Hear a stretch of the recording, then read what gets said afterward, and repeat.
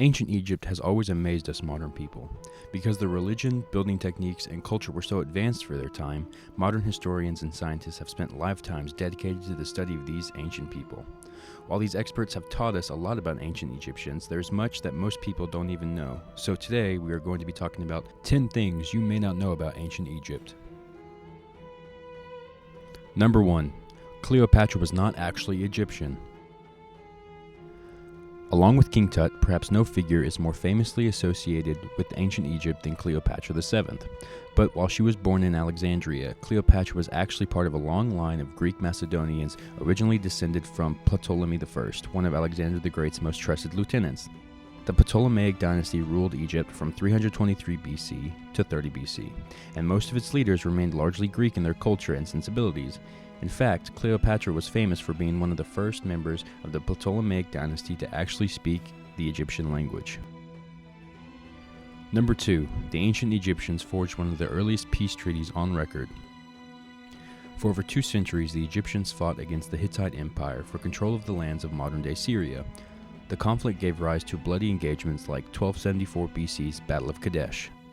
But by the time of the pharaoh Ramses II, neither side had emerged as a clear victor, with both the Egyptians and the Hittites facing threats from other people. In 1259 BC, Ramses II and the Hittite king Hattusili III negotiated a famous peace treaty. This agreement ended the conflict and decreed that the two kingdoms would aid each other in the event of an invasion by a third party. The Egyptian-Hittite Treaty is now recognized as one of the earliest surviving peace accords, and a copy can even be seen above the entrance to the United Nations Security Council chamber in New York. Number 3. Ancient Egyptians loved board games.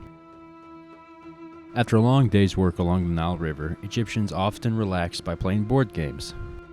Several different games were played, including Mahin and Dogs and Jackals, but perhaps the most popular game was a game of chance known as Senet. This pastime dates back as far as 3500 BC and was played on a long board painted with 30 squares. Each player had a set of pieces that were moved along the board according to rolls of dice or the throwing sticks. Historians still debate Senet's exact rules, but there is little doubt of the game's popularity. Paintings depicted Queen Nefertari playing Senet, and pharaohs like King Tut even had game boards buried with them in their tombs. Number 4. Egyptian women had a wide range of rights and freedoms. While they may have been publicly and socially viewed as inferior to men, Egyptian women enjoyed a great deal of legal and financial independence. They could buy and sell property, serve on juries, make wills, and even enter into legal contracts. Egyptian women did not typically work outside of the home, but those who did usually received equal pay for doing the same job as men. Unlike the women of ancient Greece who were effectively owned by their husbands, Egyptian women also had rights to divorce and remarry. Egyptian couples were even known to negotiate an ancient prenuptial agreement. These contracts listed all the property and wealth women had brought into the marriage and guaranteed that she would be compensated for it, even in the event of a divorce. Number 5. Egyptian workers were known to organize labor strikes.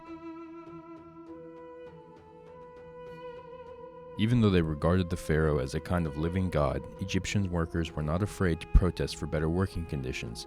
The most famous example came in the 12th century BC during the reign of the New Kingdom pharaoh Ramses III. When laborers engaged in building the royal necropolis at Deir el-Medina, they did not receive their usual payment of grain.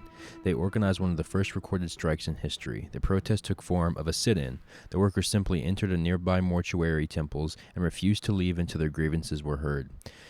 The gamble worked, and the laborers were eventually given their overdue rations.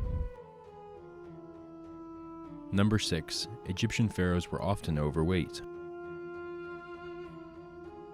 Egyptian art commonly depicts pharaohs as being trim and statuesque, but this was most likely not the case. The Egyptian diet of beer, wine, bread, and honey was high in sugar, and studies show that it may have done a number on the royal waistline. Examinations of mummies have indicated that many Egyptian rulers were unhealthy and overweight, and even suffered from diabetes. A notable example of this was legendary Queen Hatshepsut, who lived in the 15th century BC.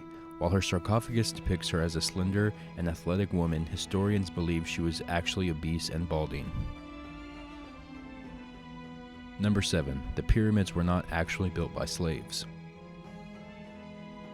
The life of a pyramid builder certainly wasn't easy. Skeletons of workers commonly show signs of arthritis and other ailments, but evidence suggests that massive tombs were built not by slaves but by paid laborers.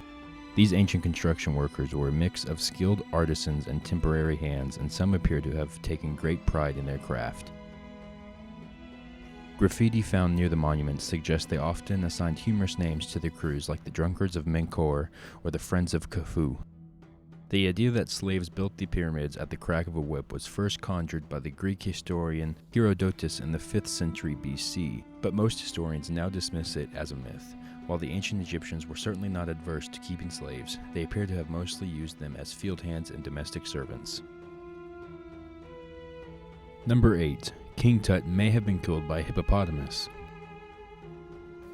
Surprisingly, little is known about the life of the boy pharaoh Tutankhamun, but some historians believe they know how he died. Scans of the young king's body shows that he was embalmed without his heart or his chest wall. This drastic departure from traditional Egyptian burial practice suggests that he may have suffered a horrific injury prior to his death. According to a handful of Egyptologists, one of the most likely causes for this wound would have been a bite from a hippopotamus. Evidence indicates that the Egyptians hunted the beasts for sport, and statues found in King Tut's tomb even depict him in the act of throwing a harpoon. If the boy pharaoh was indeed found of stalking dangerous game, then his death might have been a result of a hunt gone wrong.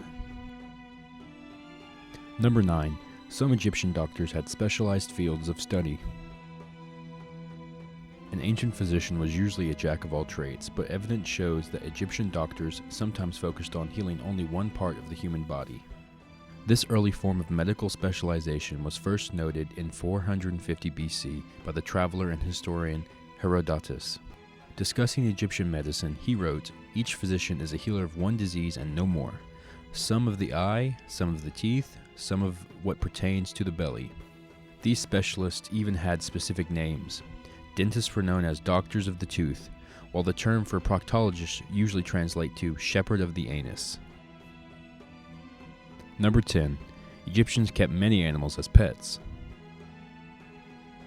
The Egyptians saw animals as incarnations of the gods and were one of the first civilizations to keep household pets. Egyptians were particularly fond of cats, which were associated with the goddess Bastet, but they also had reverence for hawks, ibises, dogs, lions, and baboons. Many of these animals held a special place in the Egyptian home, and they were often mummified and buried with their owners after they died. Other creatures were especially trained as helper animals. Egyptian police officers, for example, were known to use dogs and even train monkeys to assist them out on parole. Thank you for watching. This has been 10 Things You Might Not Have Known About Ancient Egypt.